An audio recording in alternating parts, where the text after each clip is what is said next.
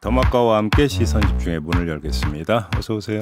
네, 안녕하세요. 더마카입니다. 깡수님이 종배형 얼른 나오셔. 많이 춥습니다. 나와 있습니다. 네.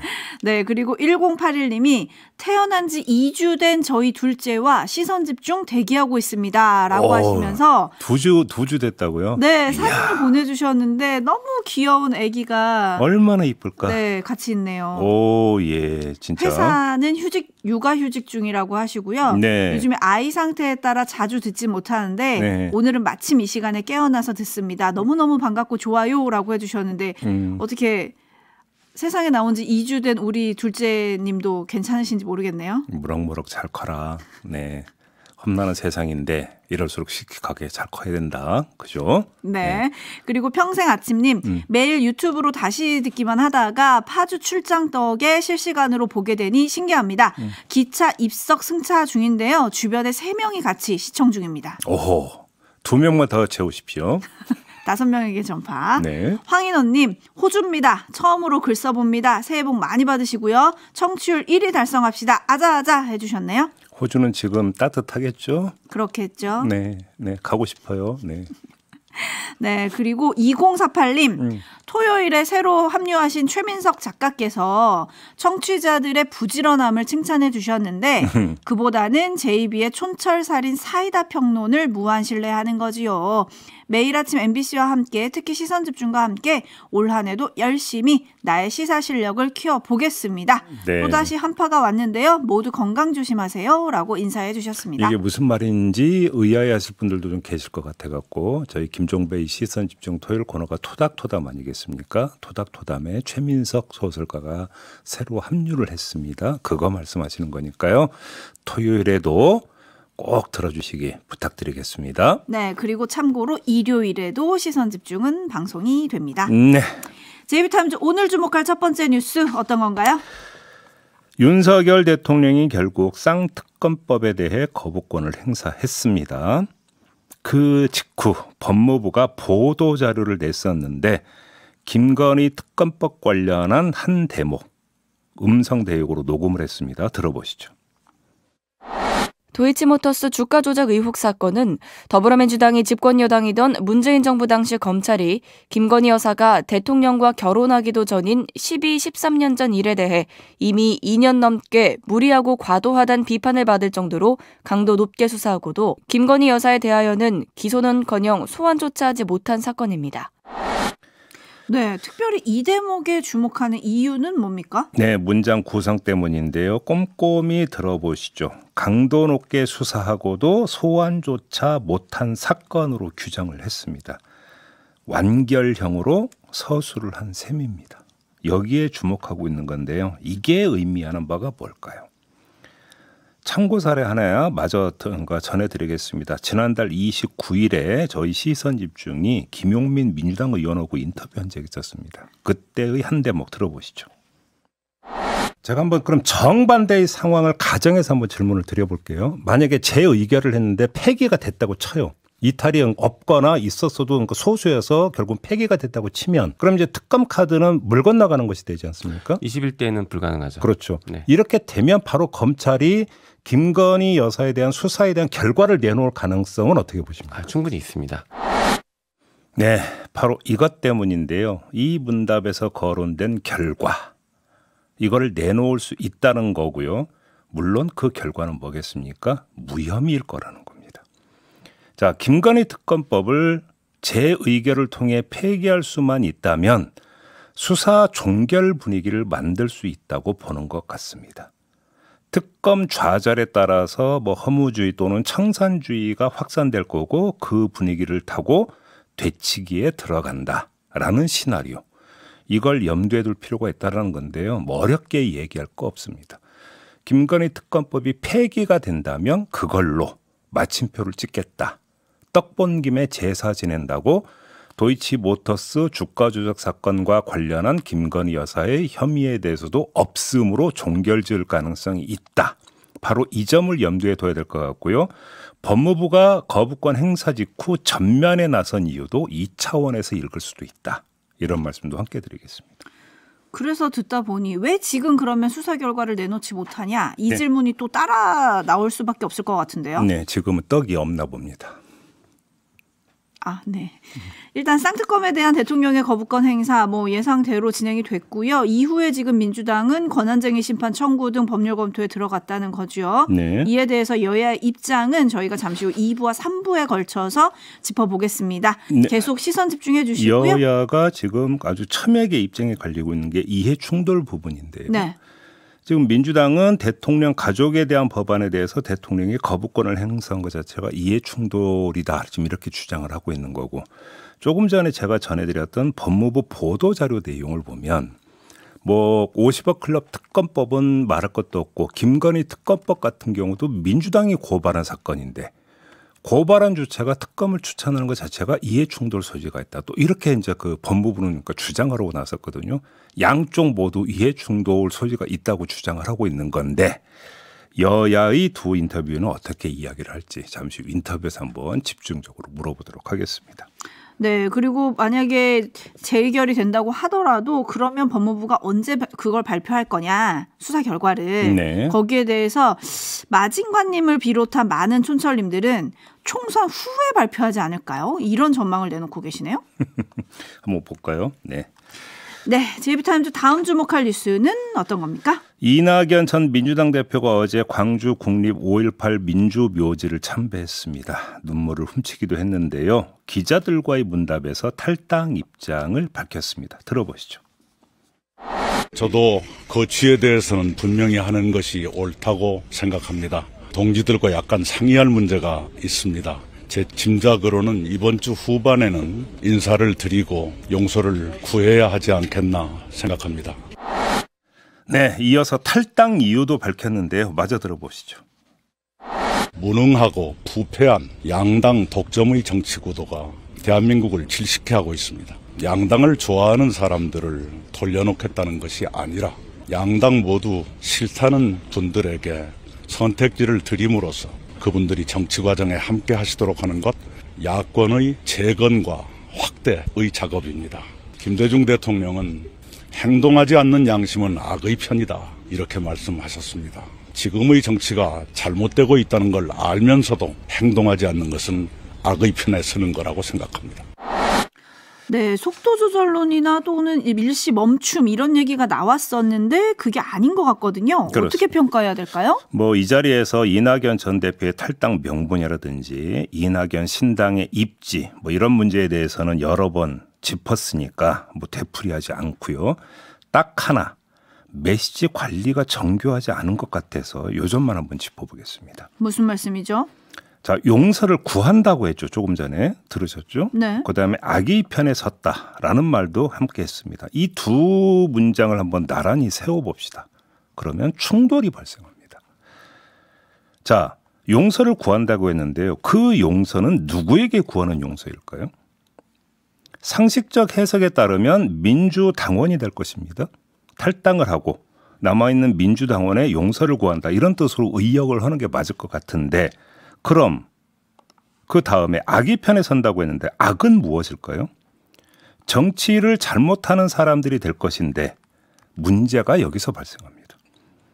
용서를 구하는 대상인 민주당원은 당적을 유지하고 있다는 그 이유 하나로 정치가 잘못되는 걸 알면서도 수수방관하거나 동조하는 사람들이 되어버립니다. 결과적으로.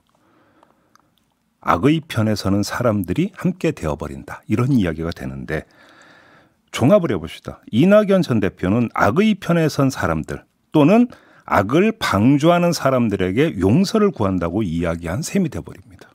이게 말이 되는 이야기입니까? 제 해석이 잘못됐나요? 어떻게 생각하십니까? 떠나고 싶지만 대안이 없어 남아있는 자들을 향한 말은 아닐까요? 아니 그렇다면 악의 편에 서면 안 되니까 같이 떠나자고 얘기해야 되는 거죠. 같이 떠나자고 얘기할 거면 용서를 구할 이유도 없는 거 아닙니까?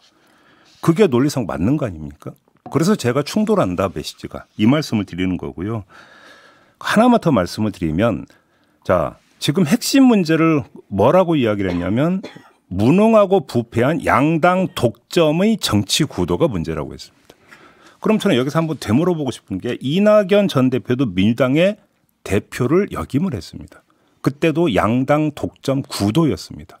그러면 그때의 양당 독점에는 문제가 없었고 지금의 양당 독점에는 문제가 있는 것입니까? 그러면 그때는 무능하고 부패하지 않았던 양당 독점이었고 지금은 무능하고 부패한 양당 독점입니까? 이 이야기는 결국은 어떻게 됩니까? 만약에 이런 것이라고 한다면 어떻게 되는 건가요?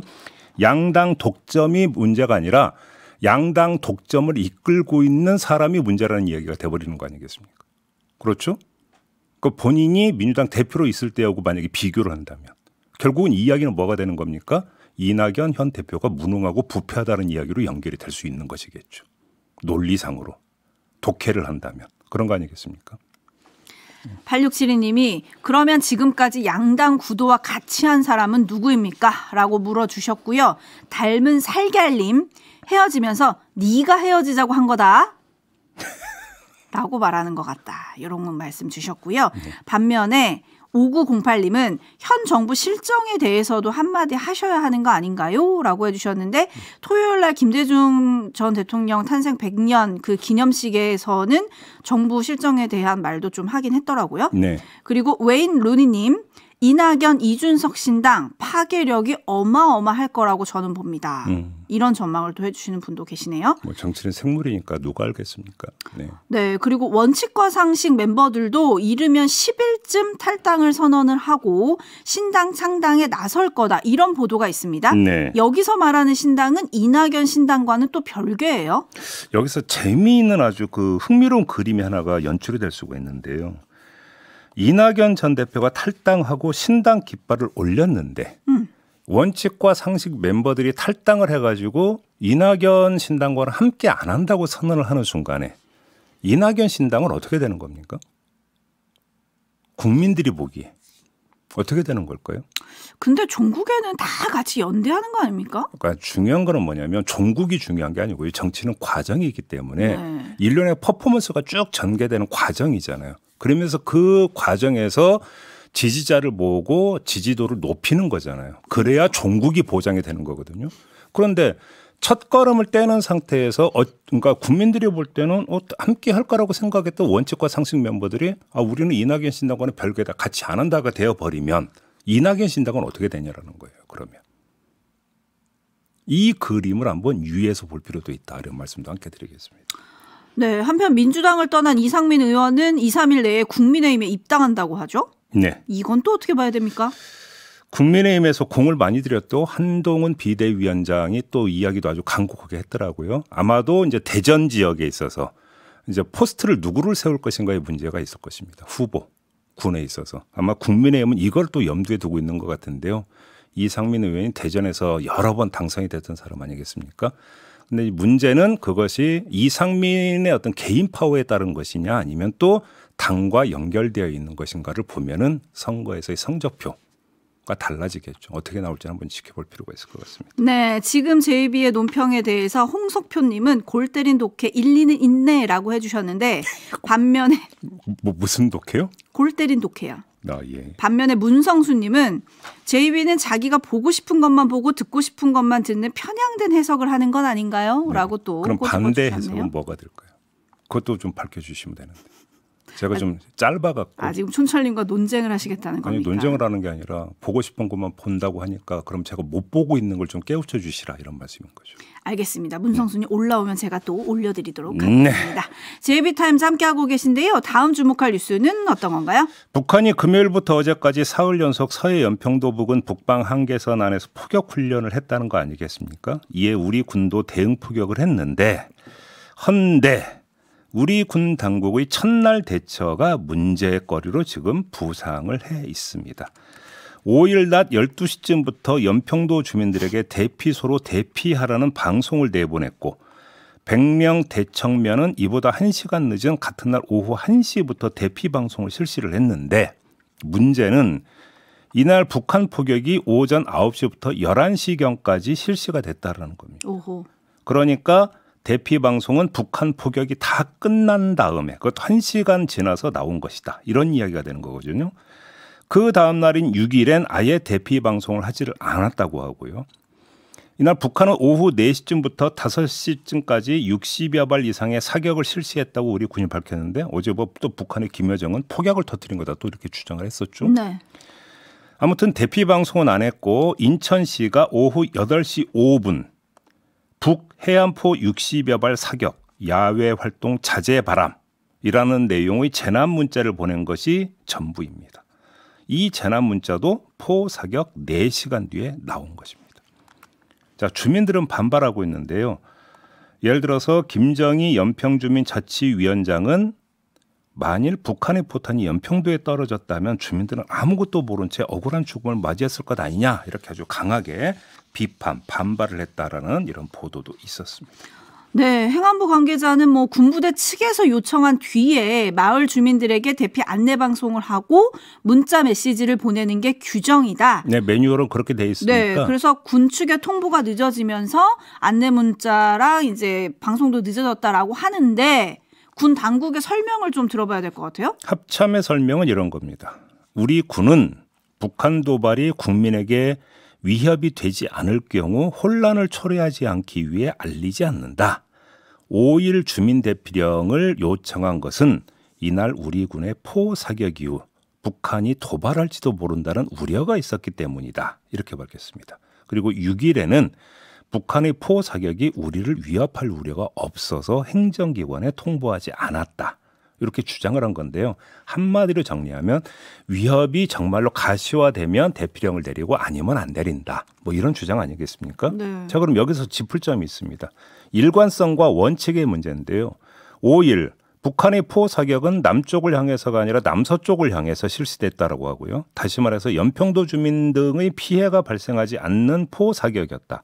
그런데도 대응 사격을 했고 그래서 이 대응 사격에 북한이 다시 또 대응해 올까 봐 그러면 위협이 될 수 있기 때문에 대피령을 내렸다라는 건데 대피 방송을 내렸다라는 건데 아직 실시되지도 않은 북한의 포 대응 사격을 미리 염두에 두고 대피령을 내리면서 이미 포 사격이 되고 있을 때는 대피령을 안 내린 거를 이해할 수 있느냐라고 하는 문제가 있는 거죠.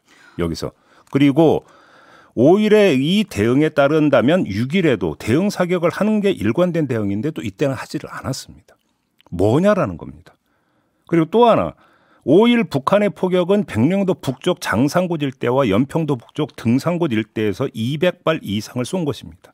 그럼 연평도 주민 등은 포격 소리를 들을 수 있었을까요? 없었을까요?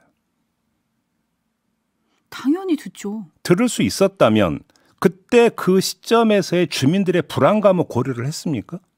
야, 북한의 포격이 계속 이루어지고 있는 상태에서 포소리가 쿵쿵쿵 들리는데 아무 이런 방구도 없다면 주민들은 여기서 어떻게 했겠습니까? 이게 핵심 문제 아니에요? 그렇죠. 오히려 이럴 때 빨리 얘기해 줘야 되는 거 아니에요? 이때는 아무 설명도 없었다는 거예요. 지금은 이런 상황입니다. 여러분 동요하지 마십시오. 차라리 이렇게 했으면 괜찮은 거 아닌가요? 그러니까요. 그러니까 위협이 되느냐 안 되느냐를 판단해서 우리가 대피령을 내릴 수도 있고 안 내릴 수도 있다는 것은 말 그대로 아주 전적으로 군 당국 중심의 사고라는 겁니다.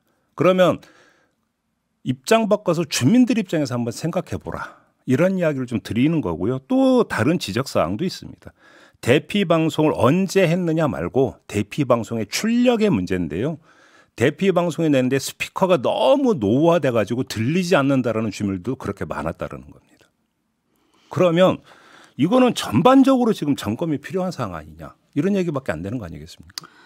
네, 5696님이 같은 포사격인데 위험의 정도의 차이를 둘 수 있나요? 라고 물어주셨고요. 밥하기 싫은 여자님, 한 박자 쉬고 두 박자 쉬고 안전문자 오면 뭐합니까? 마무리하겠습니다. 도마카 수고하셨어요. 고맙습니다.